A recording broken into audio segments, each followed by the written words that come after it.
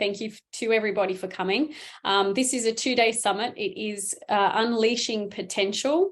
The point of this summit is to showcase some amazing women, which you've already seen through our marketing. And what we are showcasing is women that have, I guess, fought through some of the blockages to get to the success where they are today. And those sorts of blockages could be things such as imposter syndrome, self-doubt, confidence issues, having that mum guilt. It could be not understanding how to build a following and get, maybe clients, maybe just even not having a supportive network and knowing where you're going.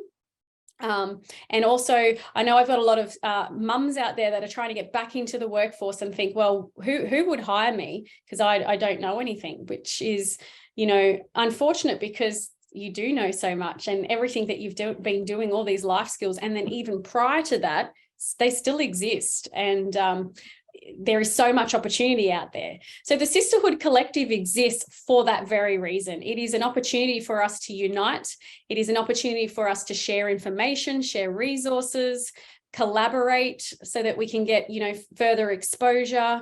And then I have this feeling that, I guess if we go back a little bit, when I was in the army and even during school, I used to have a group of friends that would kind of, one day they're your friend, the next day they're not. And then that's kind of transferred up a little bit through life. And I felt like we've always been competing against each other rather than, connecting and joining forces and then moving up the chain together. And that happens in the workforce as well for people trying to climb the ladder. We've always been blocked. It's always been a bit of a man's world, and I'm not to pick on those guys at all, but we don't get seen as much, and we work extremely hard.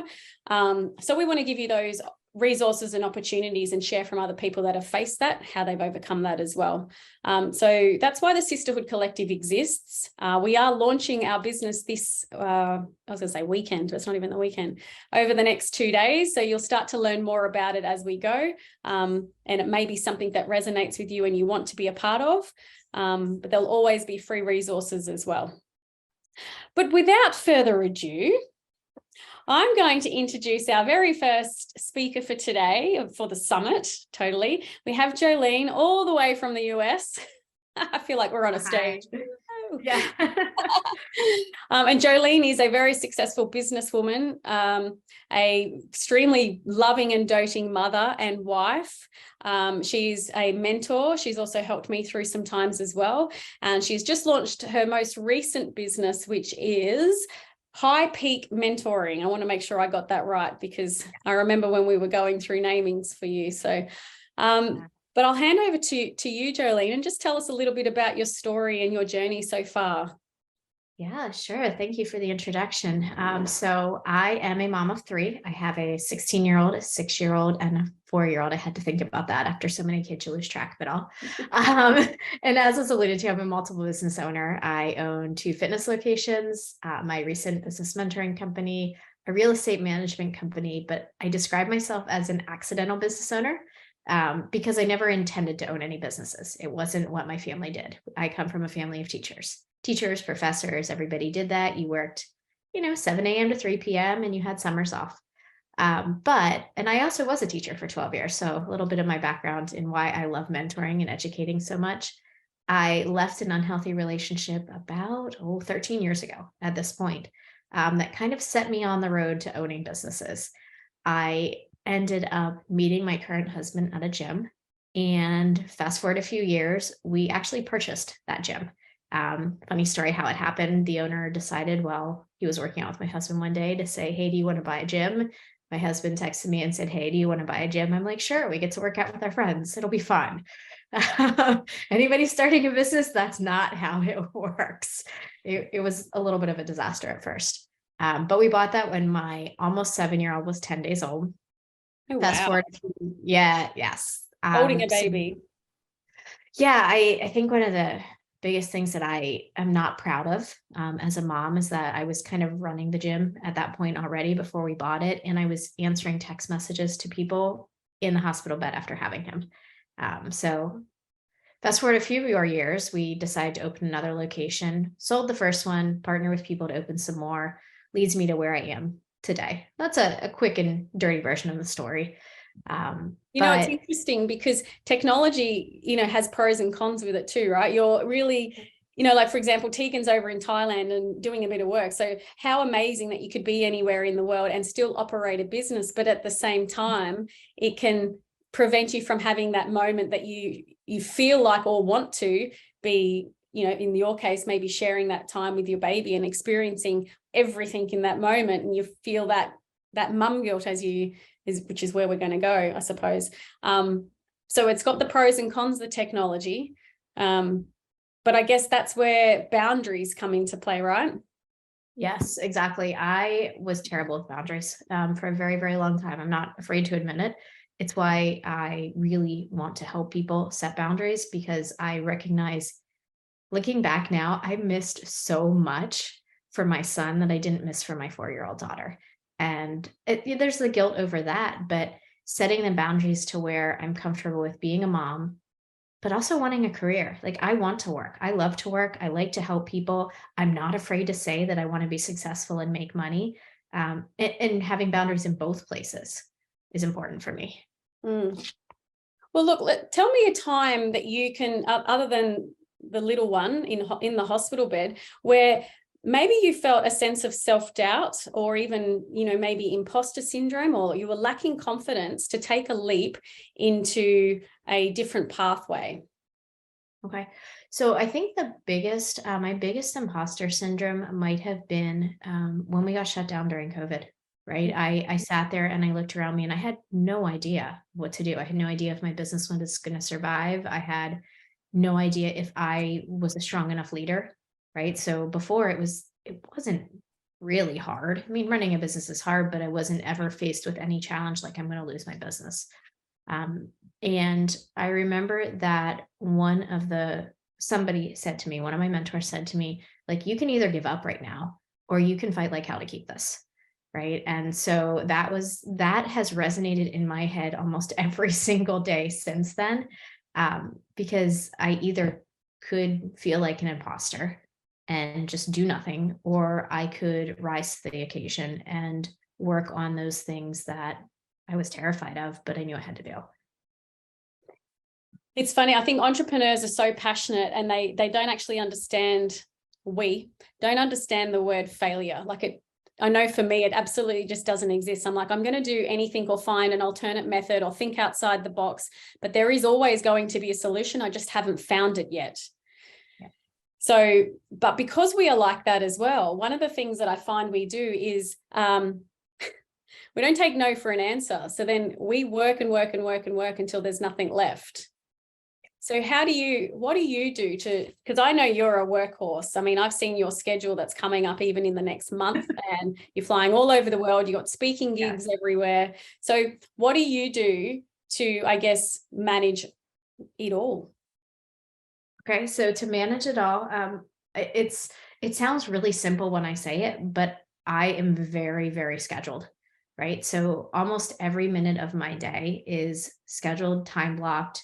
And then it goes back to boundaries. Once it's on my schedule and once it's blocked, following those. So anybody who knows me or gets to know me knows I'm very systems driven. I'm very organized and very logical. So for me, a schedule does work really well. So I'll even plan out, like, this is when I'm up in the morning with my kids. This is when I'm driving to school. This is my time to take a walk. These are my work hours. This is what I'm going to do in these 30 minutes that I have here. Mm-hmm. Because then it makes, when I look at my travel schedule over the next 6 weeks, going to 5 or 6 different places, I can block all of that in there and know how it's actually going to work, rather than getting overwhelmed with, oh my gosh, I've got to book plane tickets and hotel rooms and all of that. And how good are you actually at following that little time? Very, very, very, very good, to probably the annoyance of everybody around me, because somebody will come say, like, hey, do you want to come work out with me? No, I have to do this during this time. This is what's on my schedule right now. I think that might be a little bit of a detriment, but it's how I'm able to focus and get so much done as well. Even when I'm just scheduling meetings, because we have about 3 meetings a week at the moment in the Sisterhood Collective. And even when I'm scheduling meetings, I can see that Lauren's folding laundry for the kids, or she's, doing something specific, or Tegan's, which is kind of cool, because we're very specific at time blocking, because we're juggling so much as well. And I think that's the best thing that you can do to manage time is time block, but be disciplined in it. And it's hard when you are first starting business or you're going for a new job, because you're wanting opportunity and you're wanting to say yes, or you're wanting to earn extra money. For example, I know when I owned a gym, I wanted to build my personal training element. And I would just say, anyone that said, can you do, 5 a.m. on a Monday? I'd be like, ugh. I'm like, yes, because I wanted the income and I wanted to set the example for the rest of the staff. And then it got to a point where I learned to say no. I'm like, I'm sorry, I don't have that availability. The only day I have is 11 a.m. on a Thursday. And they'll be like, and then it was when that first person said, that's okay, I'll make it work. I'm like, damn, you can control your own time. You just have to be consistent and actually just say it, right? And I guess don't stress about the fear of getting a no or losing that client or losing something. I always look at it like priorities, right? So you identify that 5 a.m. is not a time for you because you had a better priority during that time. For me, when I'm setting my schedule and somebody wants a time for me that's not available, I look at it as, what am I giving up if I say yes to this? So every time I say yes to something outside of my normal schedule, I have to say no to something else that matters to me. And does this yes matter more than what I have to give up? Most of the time it's not worth it. Right. So that's how I say no. That's how I set those boundaries as well, is I know my priorities, and I'm not going to let anything really get in the way of that. Comes down to really understanding your values too, doesn't it? Yes. My priorities right now are spending time with my family, growing my business, but not at the extent or not in a way that would impact anything with my children. Right. And I'm okay with having both. And I've learned that, but I also know that if somebody wants me to do a meeting at 7:00 at night during bedtime, that's going to be a no for me because that's their bedtime. Actually, it's funny because I was thinking either last night or this morning, the whole afternoon and evening and days kind of molded together, but I was like, I wonder if Jolene will have one of her little ones coming in and putting some sort of face mask on for us to entertain the crowds.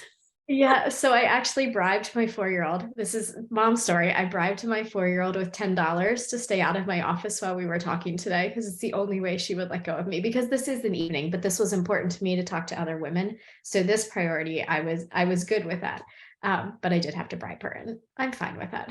So basically she's an entrepreneur in the making. For $10, Mum, I will do that for you. Yeah, and I'll tell you a funny story. Any moms or any other entrepreneurs will appreciate this. This morning, she asked me how many gyms we had. And I told her, and she said, well, why don't we have 7? Because if we have 7, we can make more money. It's like, oh my gosh, you're 4 and you are asking these questions. So I think she's a budding entrepreneur for sure. She's ready for assistant duties already. Yes. Too cute. Yes. They learn so much from you, don't they? Like they're always watching and listening, even though that it doesn't look like it. They always are. So that's kind of scary.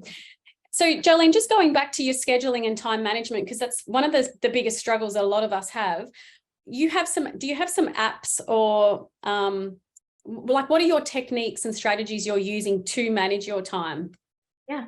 So number 1 is my Google Calendar. I think it doesn't have to be Google, whatever calendar you use, but everything is color coded by the person that's on the schedule. So my husband is blue, mine is yellow. My oldest daughter's purple, my little kid's school is red, and then things go from there. Okay, you're looking at me smiling like that, but it has to be color coded. So a quick glance, I can see it. No, I'm looking at you going, how much, if I give you $10, will you color code and schedule my calendar? Yes. Yeah, it's fairly simple. You can do it from your app, or you can set up multiple calendars. So I'm very lucky in that my kid's school actually creates a calendar and shares it with me. Sports teams share a calendar, so that's helpful. One of the other things I use is a project management system. There are a ton of different ones out there. I personally like Asana. I know some people like Trello, all different kinds. Managing the projects that I have and what stages they're in, so that I know, okay, on Monday, this is something that has to get done. On Tuesday, this has to get done. A new one that I'm just testing out a little bit, it's called Motion. It analyzes your calendar and it kind of puts things in the best places to make it more efficient for you. I don't have a whole lot on that just because I'm testing it, but I think it's going to be really, really helpful for people who get stuck with what to do in like little pieces of their schedule that aren't full. Are these paid apps or free? They are free versions. Obviously, to have the better version, you have to pay for it, but Asana works perfectly fine for me in a free version. Yeah, I've seen people, I've heard of all three of these, and I've seen how successful all of them can be actually, but the Asana one, I don't know too much about Trello and Motion, but I know Asana has beautiful workflows and can have task reminders and things like that. So it's really good operating a business, but I also feel like even operating a family unit, it could be quite helpful. Yes.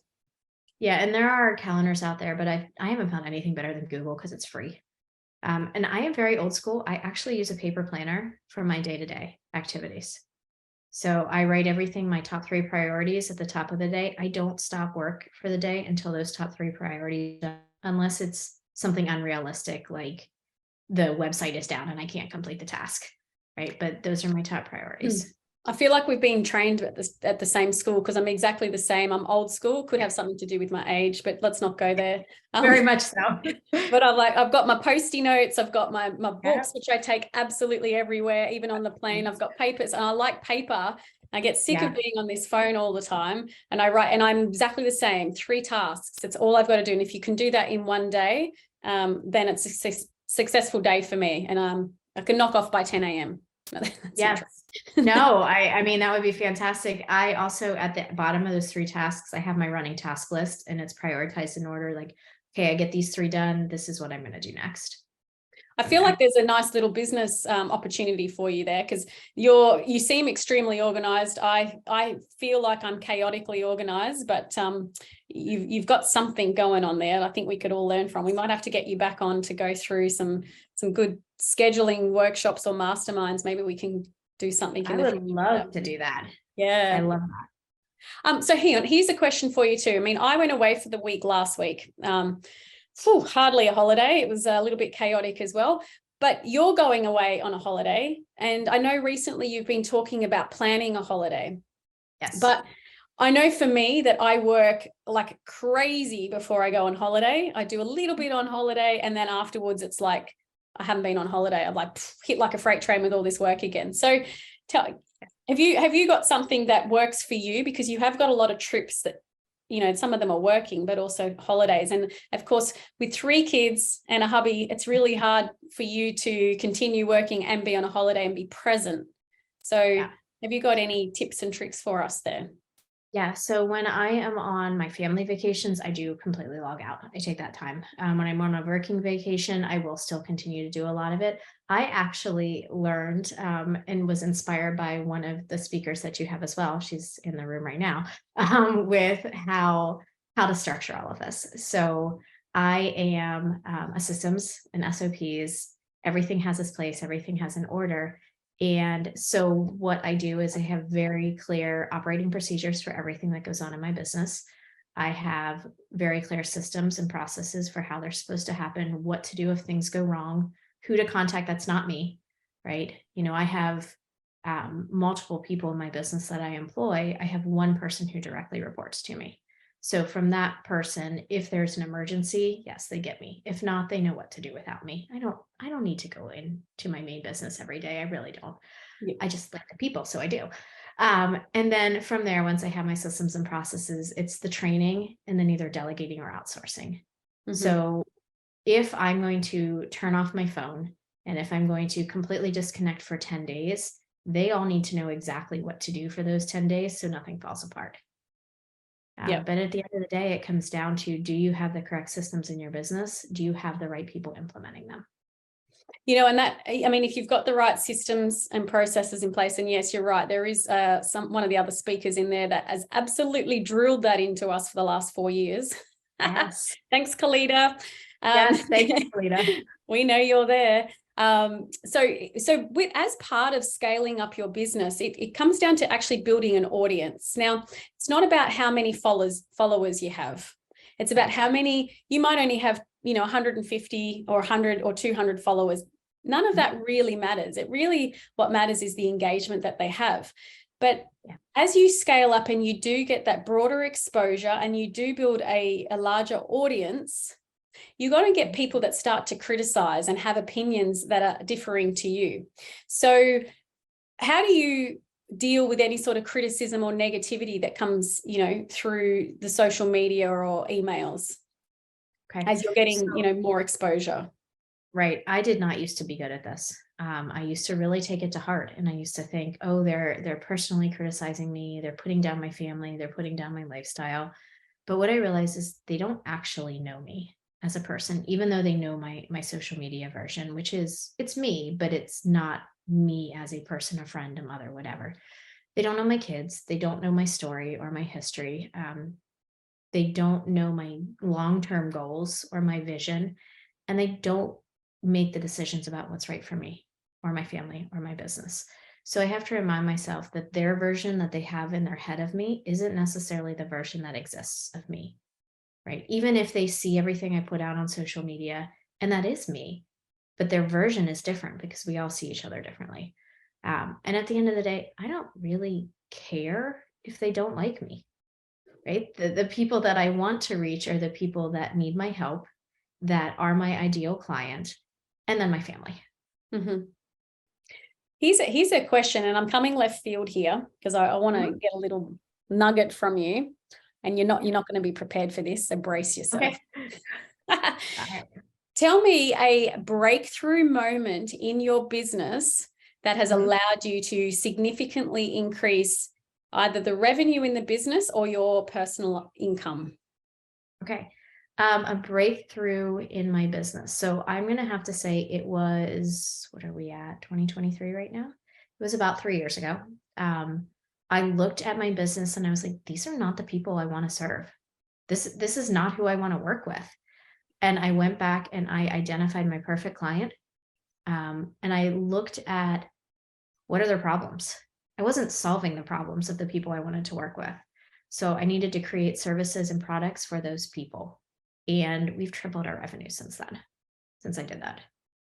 So just auditing your client and then making sure that you're messaging and speaking to that ideal client that you're wanting to service.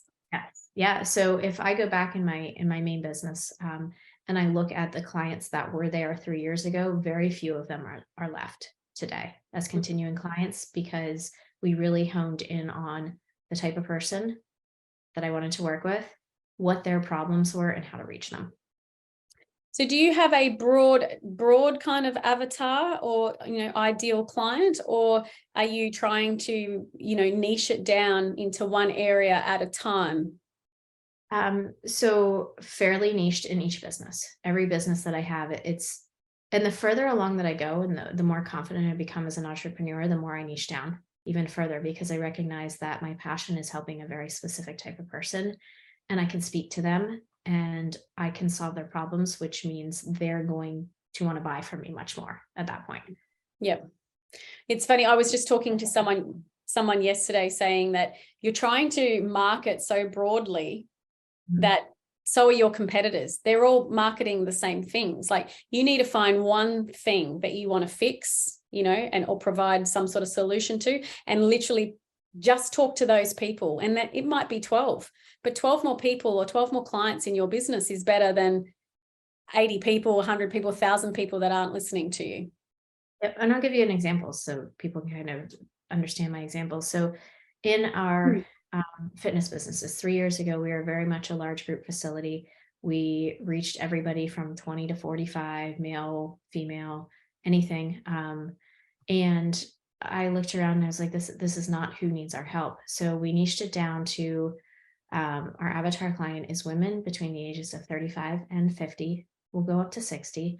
And who are short on time, who can't stay accountable to anything, and who put themselves last. And they always put everybody else in their family first. We identified that group classes weren't the right fit for them, so we looked more into personal training or one-on, small group options, and they really needed help with their eating. So we changed ourselves completely from a group facility more to a personal training facility over 3 years. And by just making that change, that's what changed the revenue in our business.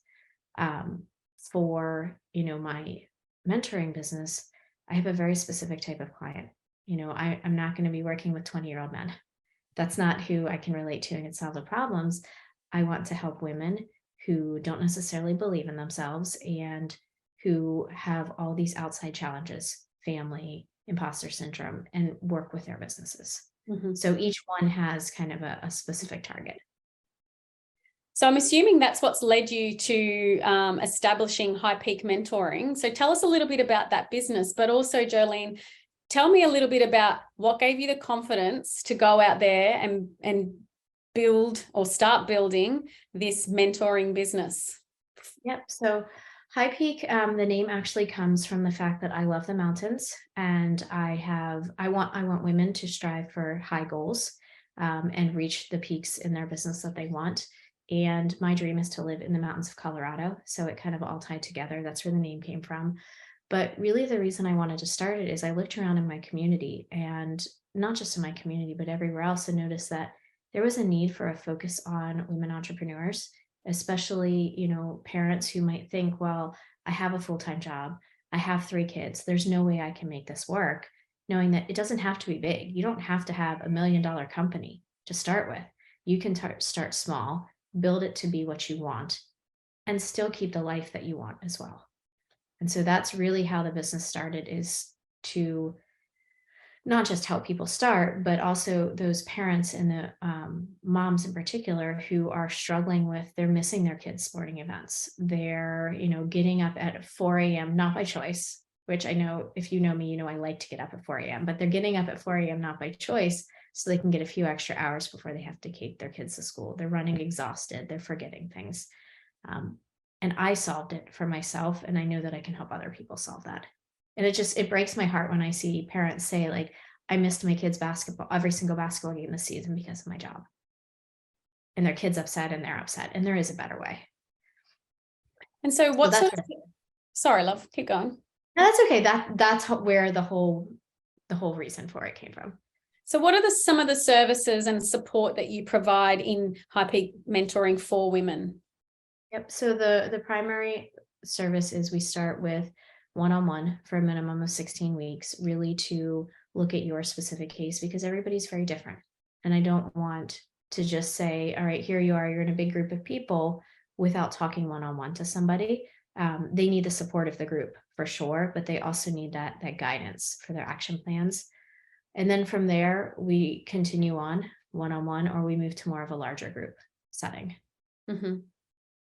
Okay. And tell me then, how did you go with regards to having the confidence to even set this business up? Did you face any fear or self-doubt when you were thinking, I want to do something, but I don't know how to, or whatever? What kind of went through your mind, and how did you, overcome that?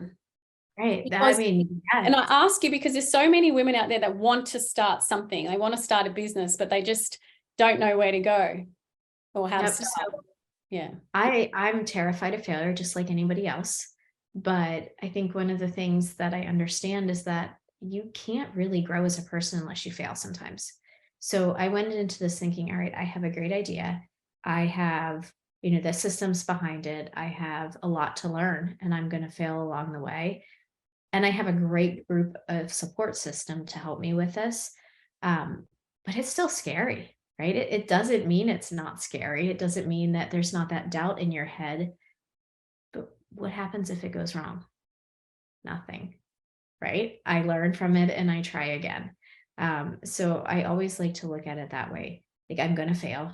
I'm going to make mistakes. If I don't learn from those mistakes, that's the real failure. I know that sounds kind of philosophical, but at the end of the day, like, if I make a mistake and if I fail, I'm okay with that. I didn't used to be. I used to be the perfectionist that wanted, the A+ on all the report cards and everything, but I didn't get anywhere from it. I just had the A+ on the report cards. I didn't really learn anything.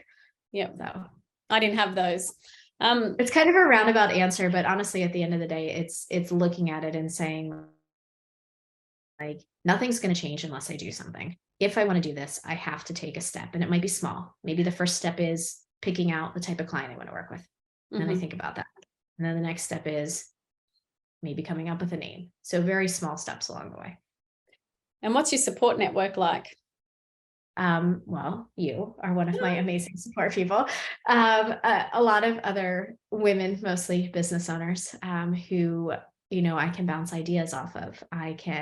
That's why I think this group is amazing, because having that group of people around you. My husband, anytime I have an idea, he's like, yep, sure, go for it. Doesn't even ask what the cost of it is, because he knows I'm not going to spend it. But the fact that somebody believes in you that much to say, hey, you know what, just take it and go with it. I know if you need my help, you'll come back around. Mm-hmm. That's amazing. Has it changed? Do you feel like it's changed over time as you've kind of become more successful? Because, I think when I met you, you had one business and now you've got several businesses. And so, and you're getting more in the spotlight, I've noticed as well. So you're definitely growing as a leader. You're becoming an influential woman. You're a successful businesswoman. Your kids are growing up. So motherhood is changing for you. How do you feel like your friendship group has changed in this process? I think I have started to seek out more people who are supportive of that growth. I've noticed a lot of people who I was friends with 4 or 5 years ago. It's almost like a jealousy thing. Like, hey, you're making moves, you're moving forward, you're doing all this, and I'm not. And I would love to help people move forward with me. I'm always, one for taking somebody along with you, but you seek out those people who challenge you, who support you, who aren't afraid to say, yeah, you think that's a bad idea? Because they help you become more successful. Mm-hmm. Yeah, I think we definitely, it's sometimes very lonely in the entrepreneur world, that's for sure. Yeah. So just in closing, what I want you to kind of think about all these women that are thinking of taking that first step and they're struggling with, whatever their reasons are, whatever their roadblocks are, because everyone's different. What sort of advice would you give someone that's thinking about stepping outside their comfort zone and trying something new? So the number one thing I always tell everybody is that you have to learn to lean into failure. You have to learn to understand that not everything's always going to go perfectly. And that instead of running away from it, you have to face it and then solve the problem and move forward. So I think any business owner can be successful as long as they are willing to fail and then take the action to move forward from it. Yeah, that's good advice. All right. Well, thank you so much for your time today. Do you have any last things you would like to share with the group? Oh, I think it is just, take your ideas that you have and put them into action. Don't wait. Don't wait 3 years from now when your kids are grown up. If you have kids, don't wait 5 years from now when, you're settled in a new space. If you want to do something and you want to start a business, start it now. And that means taking the first step. Maybe it's just writing the action items you need to do. Maybe it's coming up with the ideal client you want to reach, but take that first step. Action is the biggest way to be successful in business. So. Wise words from Jolene right there. And you know what? I'm going to add to that, because we're always taught, or most of us are always taught, we need the perfect business plan. Now, I know when I started my very first business, and I think I've had 6 since then, but yeah, have a really good, solid business plan. But what I've learned is, well, that's a shell. Yeah. And it's always changing. I'm like, it doesn't kind of look like that anymore. And my vision changes as I learn, as I start to learn new things, or I learn, oh my gosh, that's not making any money. I need to, pivot to make something a little bit more successful. So we're constantly learning and evolving. And so like yourself, I got this advice that was like, just start. Like, just say you're going to do something, because you can, in the background, while you're promoting whatever you're wanting to start, you can start creating, whether it's content or the service or whatever, and start fixing it as you go.